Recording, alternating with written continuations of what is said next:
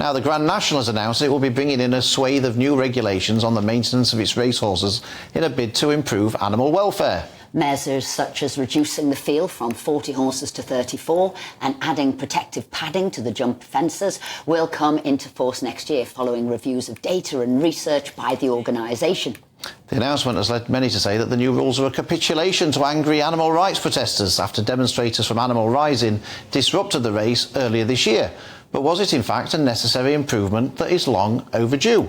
Well, joining us now is the Chief Executive of the Jockey Club, who owns Aintree Racecourse, Nevin Truesdale. Nevin, thank you so much for joining us. I'm going to put it to you, Nevin, that if Animal Rising hadn't done their protest at the Grand National earlier this year with all of the publicity that came with it, you wouldn't have been making these changes to the Grand National. That's not the case at all, Philip. We review the race and we review all the areas of the race, some of which Esther mentioned, the introduction there, every year. What we're doing here is we're looking at the evolution of the race over a 10-year period, looking at statistics around follow rates, pull-ups, speed of horses, type of ground, always with our objective to make sure we have a relentless focus on welfare of the horses. That is our #1 priority. And actually, we've actually made changes pretty much every year for the last 10 years. Some of these changes are probably more eye-catching than maybe some of the changes we've made in the past, but it is absolutely not a reaction to anything that happened this year. We would never allow illegal, disruptive protesters to dictate the future of this race. It's too important a sporting asset for that. It's a national institution. It's right up there with the Open Golf, the Grand Prix, the FA Cup. And we want to maintain and improve it over time, and that's what we're doing with these changes. So, Nevin, do you accept then that without these changes, the Grand National had been cruel? I don't think we'd accept the word cruel, Esther. I mean, if you look at the statistics around this race, I don't think it's ever been safer. The fact is that in jumps racing, 99.8% of horses come back perfectly safe and sound from their races. There's a bigger chance of a horse having an accident in the stable or in the field or on the gallops where it's based rather than on a racetrack.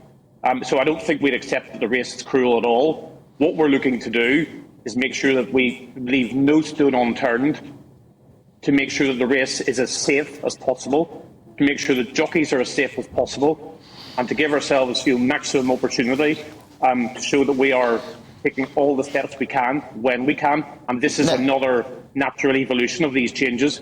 Nevin, the Grand National was always supposed to be the ultimate test of horse and rider, and I think the criticism is that you're sort of neutering that particular test. It's just going to be like any other long-distance race. And obviously, as you've just said, a horse can have an injury in a field, just running around a field. There are bound to be more fatalities in the Grand National at some point. Then you're going to reduce the field to 28, to 24, to 20. By the time you've finished, you might still have the Grand National, but it won't be anything like it was supposed to be. No, I think what we're trying to do, I wouldn't accept that at all, Phil. What we're trying to do here is show that the race, it is still unique. It is almost unique over those fences. There are only, I think, 4 other races that race over those big birch fences. 34 is still a field size that is very significantly above any other jumps race. It is still the same distance. It is still run on similar sort of ground. There are so many elements of it that remain unique, and it has always evolved. It has always changed over the years, and actually, the large majority of these changes, in fact, all of these changes, will do nothing at all to alter the fantastic spectacle and the fantastic enjoyment that people get from it. So I would contend very strongly that it remains a unique test of the thoroughbred racehorse. And its ability to compete over that long distance, and also of the jockeys. Nevin Truesdale, Chief Executive of the Jockey Club, thank you so much for taking the time to join us this morning. We appreciate it. Well, we're joined now in the studio by Animal Rising spokesperson Louisa Hillwood. So, Louisa, you've won. You got what you wanted. Is that it now? I wouldn't say it's what we wanted. Well, what do you want? These changes by the Jockey Club are essentially an attempt to hide what really happens in the racing industry from the public. And the eyes of the public are on the Jockey Club, especially because of the 3 horses who died last year in the Grand National: Hill 16, Dark Raven and Envoy Special. Animal Rising didn't help to that by getting all of the horses frustrated because you actually did a protest and delayed the race start. So you didn't help actually to the animal safety there at all. But what is it that you would like to see happen if this wasn't enough? These changing of terms aren't enough. Well, what I would like is for us to envision a future where we can enjoy animals for who they are, not what they bring us and what we use them for. So no horse racing, no jumping, no horse racing, nothing like that. Is that what you want to see an end of? No race horses, because you don't have any race horses without racing. We can enjoy horses for the beautiful creatures that they are. No, but can I didn't get your answer. Do you want to stop racing altogether? Is that your end goal? Yes. That's their end goal. That's their end goal. There will be no race horses. Along with the use of animals in other industries as well, including in our food system.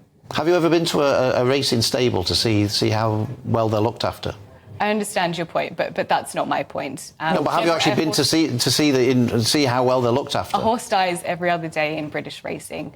And, last year at the Grand National, as I said, 3 horses died. And these changes are an attempt by the Jockey Club to make it seem like this race is acceptable. Right, so I'm learning. I go to the races and what have you, but I didn't know how many horses died just out in the field running round. Did you understand that? Did you know that? Well, this point that Nevin has brought up quite a few times is actually not true.